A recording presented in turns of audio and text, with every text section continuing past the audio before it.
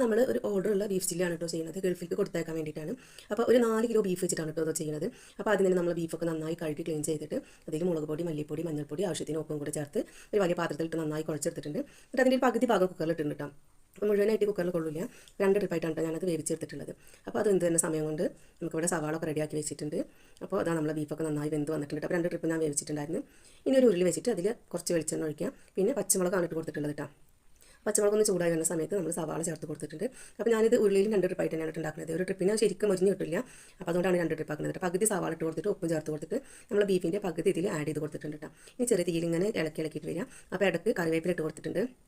പിന്നെ നമുക്കിതിലേക്ക് കുരുമുളകും പെരിഞ്ചീരകം ഗരം മസാലയും കൂടി മിക്സ് ചെയ്ത് പൊടിച്ചിട്ടുള്ളതാണ്. അപ്പോൾ അതിൻ്റെ പൊടി ചേർത്ത് കൊടുത്തിട്ടുണ്ട്. പിന്നെ കുരുമുളക് പൊടി നമ്മൾ ഇടയ്ക്കിടയ്ക്ക് ഇങ്ങനെ ഇട്ട് കൊടുക്കണം കേട്ടോ. എരിവ് ഇങ്ങനെ കുറവുള്ളതിനനുസരിച്ചിട്ട് നല്ല മുരിഞ്ഞ് വരുന്നതിനനുസരിച്ചിട്ട് കുറച്ച് കുരുമുളക് പൊടി ഇങ്ങനെ ചേർത്ത് കുറച്ച് ചേർത്ത് കൊടുക്കുക ചെയ്യുക. അപ്പോൾ നല്ല ഒന്ന് ഇളക്കിയിട്ട് നല്ല ചൂടായി വന്നു കഴിഞ്ഞാൽ നമ്മളിതിൽ ഓൾറെഡി മല്ലി മുളകൊക്കെ ചേർത്തിട്ട് വേവിച്ചിട്ടുള്ളതാണ്. ഒരു ശകലം കൂടെ പൊടി ചേർത്ത് കൊടുക്കുന്നുണ്ട്. അപ്പോൾ ഇതിൽ കഷ്ണത്തിൻ്റെ മുകളിലൊക്കെ നന്നായിട്ടൊന്ന് പൊതിഞ്ഞ് പിടിക്കാൻ വേണ്ടിയിട്ടാണ് കേട്ടോ. കാരണം ഇത് പെട്ടെന്ന് എടുക്കണതല്ല, കൊടുത്തയക്കണതാണ്. അപ്പോൾ അവിടെ എത്തിയിട്ട് പിന്നെ അവർ സാധാരണ പോലൊക്കെ എത്തിച്ച് കൊടുത്തിട്ട് കൊടുക്കുള്ളൂ. പിന്നെ ഇതിൽ കുറച്ച് ഇഞ്ചി വെളുത്തുള്ളി നന്നായിട്ട് പേസ്റ്റ് ചെയ്ത് ഇട്ട് കൊടുത്തിട്ടുണ്ട്.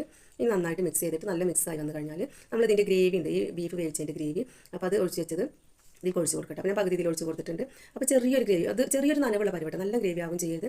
ചെറിയൊരു നനവുള്ള പരുവത്തിൽ നിന്ന് നമ്മൾ ചെറിയ തീയിൽ ഇങ്ങനെ ഇളക്കിയിട്ട് നന്നായിട്ട് ഇങ്ങനെ മൊരിപ്പിച്ചെടുക്കണം. അപ്പോൾ ഇടയ്ക്ക് നമ്മൾ കുറച്ച് വെളിച്ചെണ്ണ ഒഴിച്ച് കൊടുത്തിട്ടുണ്ടായിരുന്നിട്ട് വീണ്ടും. അപ്പോൾ നല്ല സൂപ്പർ ബീഫ് ഫ്രൈ റെഡി ആയിട്ടുണ്ട്. വേഗം എല്ലാവരും ഒന്ന് ട്രൈ ചെയ്ത് നോക്കുക.